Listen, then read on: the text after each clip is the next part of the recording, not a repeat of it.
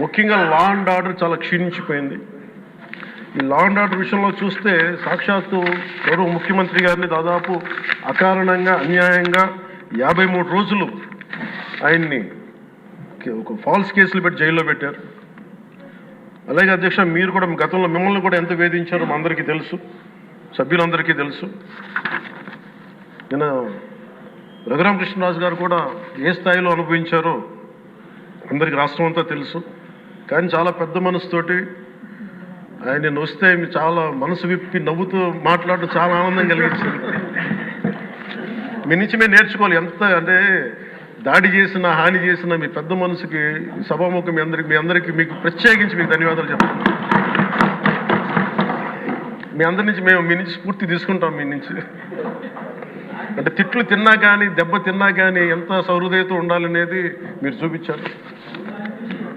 ఇంకొక యాంగిల్లో శ్రీ నారా చంద్రబాబు నాయుడు గారు నిన్న కూడా చెప్తా ఉన్నారు, వాళ్ళు మన మీద దాడులు చేశారు కదా అని చెప్పి ఈరోజు మనకు 164 సభ్యులు ఉన్నారని చెప్పేసి 21 మంది పార్లమెంట్ సభ్యులు ఉన్నారని చెప్పి మనం కూడా అలా చేయడం సహేతుకం కాదు. చాలా మనం యాజ్ పర్ సిస్టమే వెళ్ళాలి.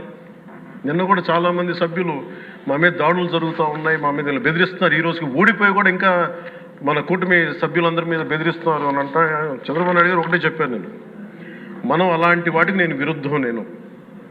మీరు అలా కనుక కాదు, సిస్టమ్ని కాదని కనుక మీరు చేస్తే మీరు నాకు దూరం అవుతారని చెప్పి చాలా స్పష్టంగా చెప్పారు. అది నాకు కూడా చెప్పారు, అది మీకు కూడా వర్తిస్తుందని చెప్పి ఖచ్చితంగా చంద్రబాబు గారు చెప్తున్నాను. ఈ దృష్టిలో ఖచ్చితంగా దాన్ని ఒళ్ళు దగ్గర పెట్టుకుని మేమందరం ఉంటాం sir. Will take your guidance very seriously and committedly sir.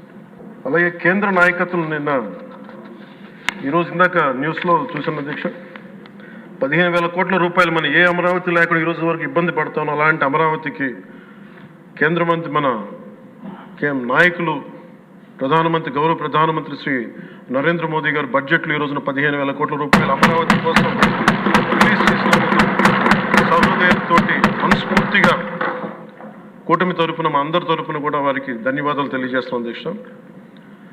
To honourable prime minister Shri Narendra Modiji, we are grateful to you sir for releasing the funds and will be eternally indebted to you sir.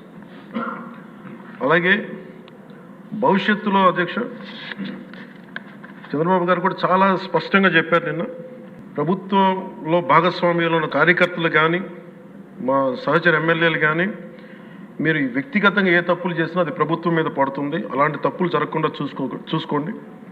అలాంటివి జరిగితే మటుకు నేను ఎవరైనా స్థానమానం లేకుండా నాకు వాళ్ళకి system పనిచేస్తూ ఉంటుంది, అది మీరు అర్థం చేసుకోండి నేను ఏ ఉద్దేశంతో చెప్తానని చెప్పారు అధ్యక్ష. ఇలాంటి తప్పులు జరిగితే అవి వ్యక్తులు చేసిన తప్పులు పార్టీలకు కానీ ప్రభుత్వానికి కానీ చెడ్డ పేరు రాకూడదు.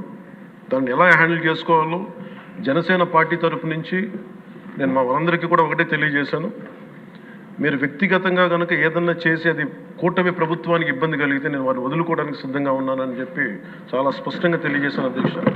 అది మీరు